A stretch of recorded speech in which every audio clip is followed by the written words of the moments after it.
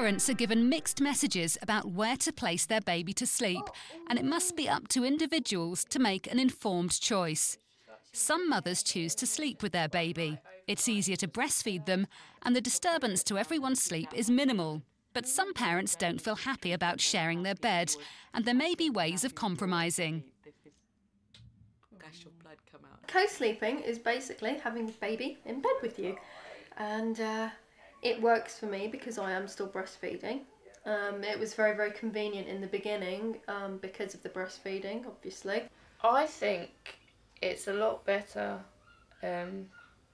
if you can do it. Obviously, if I had a partner, it might be a bit difficult having her in the same bed for lack of space. But having them there, if they wake up, you just have to sort of roll over and you can feed them, and you know, it's not sort of getting up and going into another room and feeding them, and like you say, you're more well rested then. It's not, you know, it doesn't disturb you as much, and you know, they're close to you. They tend to, I think they sleep longer if you're next to them as well. By and large, I think it's a good thing to do, as long as it works for the parents. But we always sit with our newborns for the first few weeks until it's just it's not something that happens suddenly. They just sort of gradually start going into a basket. Well, I have a Moses basket, which is really nice. So my idea is to put the baby in the basket, not in bed with us. But I was so paranoid about rolling over and crushing him that I would sort of sleep, but not quite. I'd be always one eye open, and it just got too stressful. And in the end, I thought he's going to have to learn to sleep in his basket, and he does, and he's in his cot now. You're asleep, but you're very aware of them. It's like she just has to move, and I'm awake. Well, on one hand, I feel scared of squashing the baby. Although they say it doesn't happen, but I don't know. I think I'd be scared.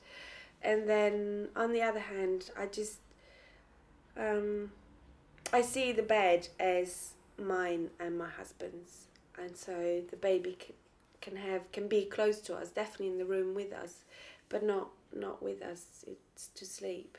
I mean, obviously, if you were taking drugs or alcohol or whatever, they say that you shouldn't sleep in the same bed as them because you're asleep. But I think, you know, even when you're asleep, you're very aware of them being there. Big benefit for me that I found, and I didn't discover this until I was up in London one day. Kai became quite ill in the middle of the night, and he developed a temperature. He went from being perfectly normal and happy to having a temperature at about 3 o'clock in the morning, and quite a high one at that. And the fact that I was next to him, I spotted it straight away, and I sort of woke him up, and he was quite drowsy, but he was actually very, very ill. He had an upper respiratory infection, something lots of babies get, but I was able to give him some medicine for it quite quickly and bring his temperature down and get it under control. She sleeps in our bed half the night and in her cot the other half. Depends. Sometimes she wants her space and sometimes she wants her mummy. That's right, isn't it? And they often end up a lot more sort of physically confident as well. And Kai started walking a lot earlier than a lot of, well, any other child I know. Well, the thing is, of course, now we've got 2 children in the bed.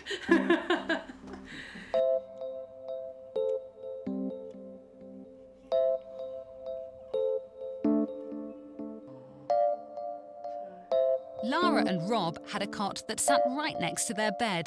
The cot had its own space, but baby Jake could still feel their presence near.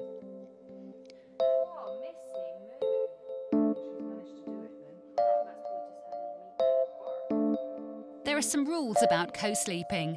Never share your bed with baby if you've been drinking or are taking any drugs or medication. If you smoke, there's an increased risk of sudden infant death, and so bed sharing should be avoided. Never sleep with your baby on the sofa or armchair. The risk is that baby may slip down under cushions or pillows and suffocate.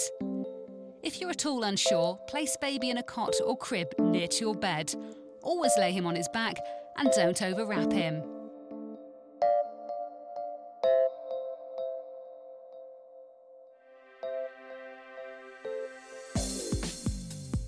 If you need further information on sleeping with your baby, follow the links on the website at the end of this programme.